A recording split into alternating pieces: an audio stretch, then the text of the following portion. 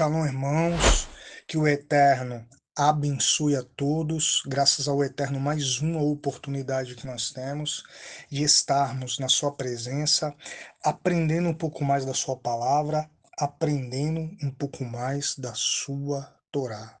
Irmãos, nessa oportunidade vamos estar entrando novamente na escatologia, ok? Eu, particularmente, é um dos assuntos que eu mais gosto de estudar. A Torá é um livro escatológico, ok, irmãos? Vamos estar falando sobre a parábola do joio e do trigo. Essa é uma parábola escatológica. Quando a gente vai aqui em Mateus, capítulo 13, verso 41, diz aqui: Mandará o Filho do Homem, os seus anjos, e eles colherão do seu reino tudo o que causa escândalo e os que cometem iniquidade. Se a gente for fazer aqui uma ligação com Mateus capítulo 24, versículo 30, né, que é um versículo 100% escatológico, né, diz aqui: E ele enviará os seus anjos, com rijo clamor de trombeta, os quais ajuntarão seus escolhidos, desde os quatro ventos de uma a outra extremidade. Então a parábola, irmãos, do joio e do trigo é uma parábola escatológica, ok?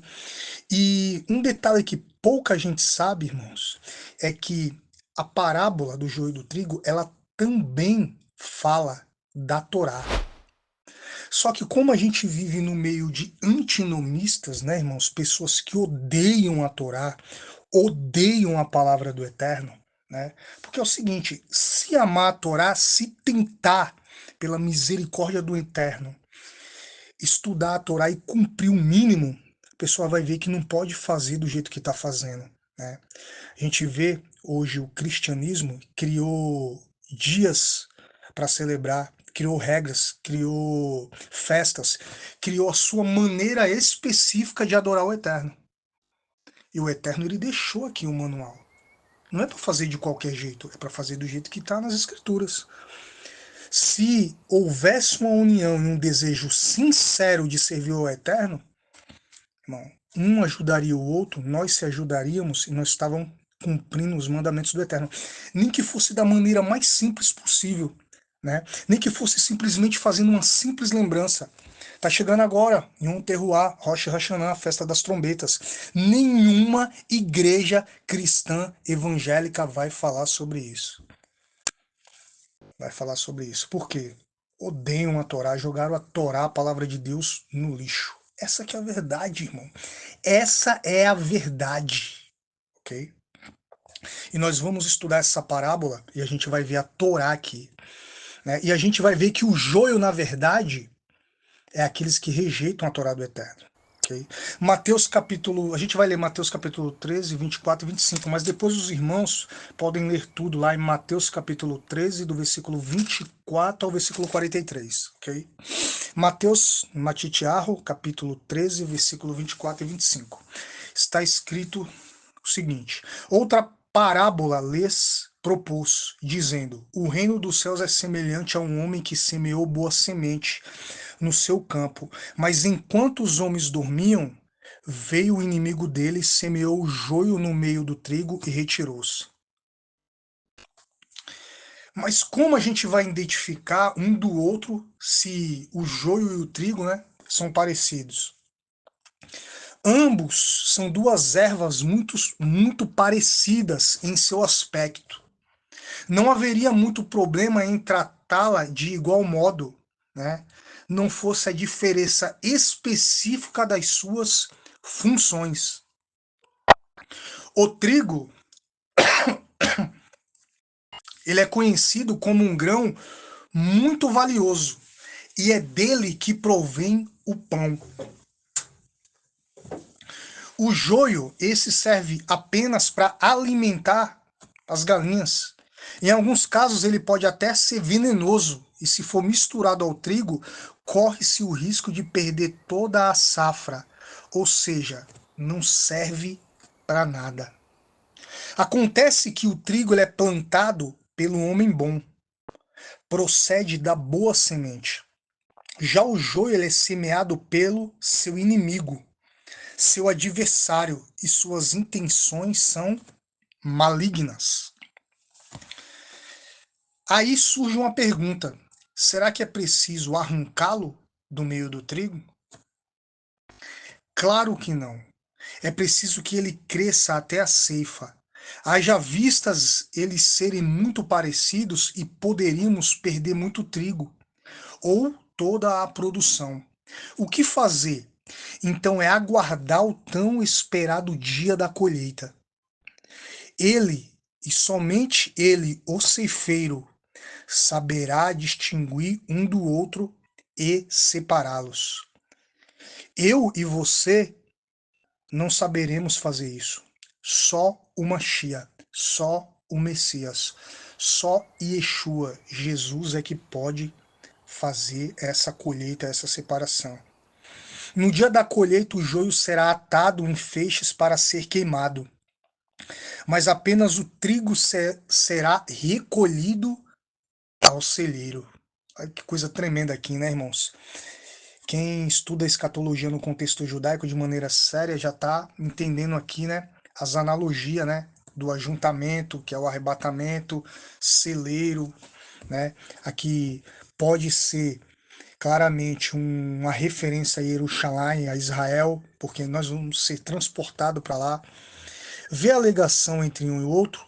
O trigo de verdade, preste atenção aqui, irmãos, ele é maleável, ele é flexível, se dobra facilmente, curva-se e reconhece a sua fraqueza perante a autoridade do seu ceifeiro. Irmãos, redobre a atenção nisso aqui. O trigo de verdade é maleável, mas isso aqui, irmão, não é ficar ouvindo ordens absurdas e abaixar a cabeça, não é ser frouxo, não é ser fraco, irmão. Aqui é algo espiritual. O trigo de verdade ele é maleável, ele é flexível, ele se dobra facilmente, mas se dobra o quê? A verdade, irmão. Eu vou falar de mim aqui, né? Eu nunca aceitei os ensinamentos dos pastores, eu nunca aceitei o ensinamento da igreja. E tem pessoas que me conhecem que podem confirmar que isso é verdade. Eu sempre fui bem duro com esses caras, porque eu vi ali uma fraqueza intelectual muito grande, ok? Mas quando chegou aos meus ouvidos, aos meus olhos, eu ouvi a Torá, eu falei, meu Deus, mano, o que é isso? É? O que é isso? Sabe o que eu me tornei diante da Torá? Maleável, flexível. Eu me dobrei facilmente. Eu me curvei, né? Reconheci a minha fraqueza, que eu não sabia nada, perante a autoridade do ceifeiro de Yeshua, que é a Torá viva. Eu vi que Yeshua ele não aboliu a Torá, eu vi que Yeshua ele veio dar um pleno conhecimento da Torá e não aboli-la. Quando esse conhecimento chega até uma pessoa que realmente quer servir a Deus, ela é totalmente quebrada, irmão. E eu me rendi totalmente à palavra do Eterno, a Torá. Ok? Diferente do que a gente vê esses pastores, esses teólogos aí, analfabetos, que não sabem de nada, que são resistentes à Torá, antinomistas, antissemitas e que ensinam dia e noite, ok? Malditos que a lei foi abolida, ok? Ceifeiro, ok? Autoridade de seu ceifeiro, irmão. Qual é a autoridade do ceifeiro? Yeshua é a Torá, né? Yeshua tem autoridade por quê? Porque ele é a Torá viva. A Torá sai da boca dele e ninguém podia combatê-lo, né? Yeshua tinha respostas para todas as perguntas com base bíblica na Torá, ok? Já os joios são rígidos, duros, inflexíveis, não quer saber de Torá. Não quer, não, nós estamos na graça, irmão. Nós estamos na graça. Vocês sem a Torá, sem a palavra do Eterno, estão na desgraça, irmãos.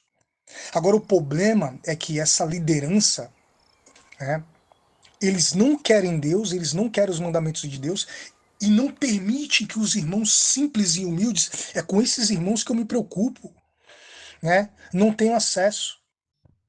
Ou seja, eles estão indo para o fundo do poço, para o quinto dos infernos e arrastando várias pessoas junto com eles. Ok? Repetindo, já os joios são rígidos, duros, inflexíveis.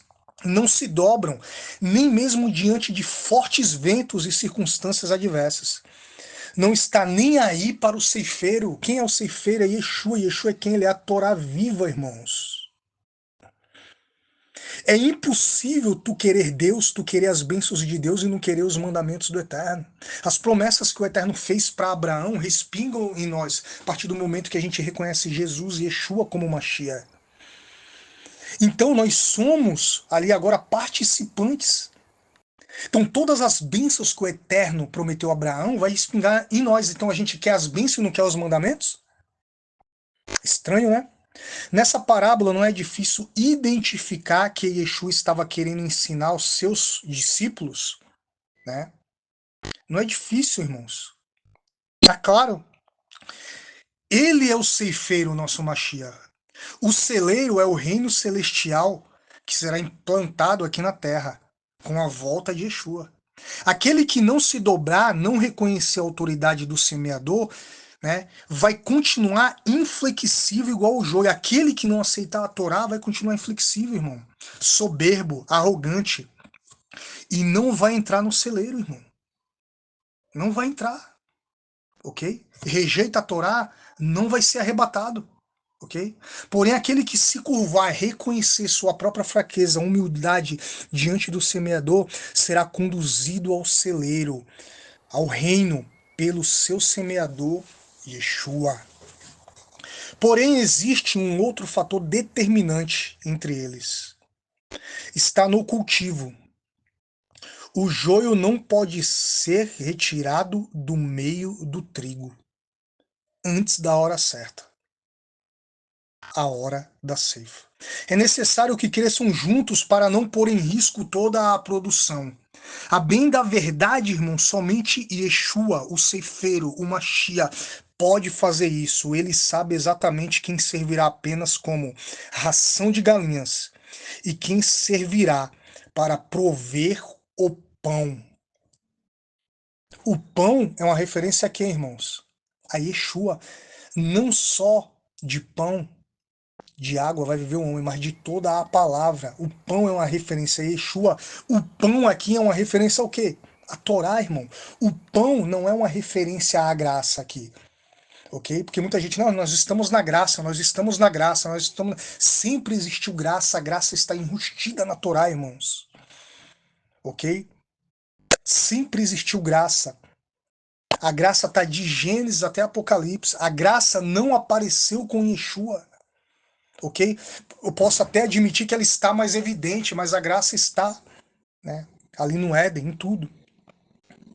Afinal de contas, irmãos, o que que você é? Tu é joio ou tu é trigo? Tu aceita a Torá ou não aceita a Torá?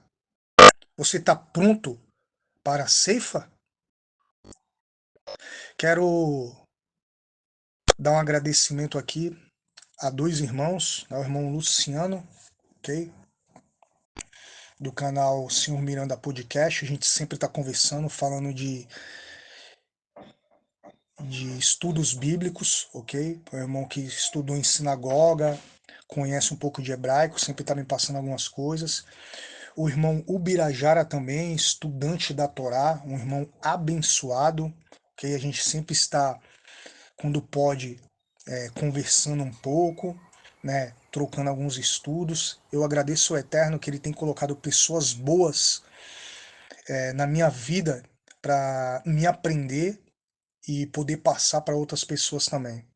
Irmãos, que o Eterno abençoe a todos. Espero que esse estudo te abençoe, abençoe você, a sua família, agregue conhecimento. E, irmãos, voltemos para a Torá, faça chuvar, entendeu? Vamos seguir os mandamentos do Eterno. Como o irmão Sebastião fala, né? Irmão Claudinho, ele me chama de Claudinho, né? Às vezes a gente não consegue acender as velas físicas do Shabat, mas vamos acender as espirituais. O Eterno, irmão, vai se agradar da intenção, da kavaná do teu coração. Shalom, shalom, irmãos. Que o Eterno abençoe a todos.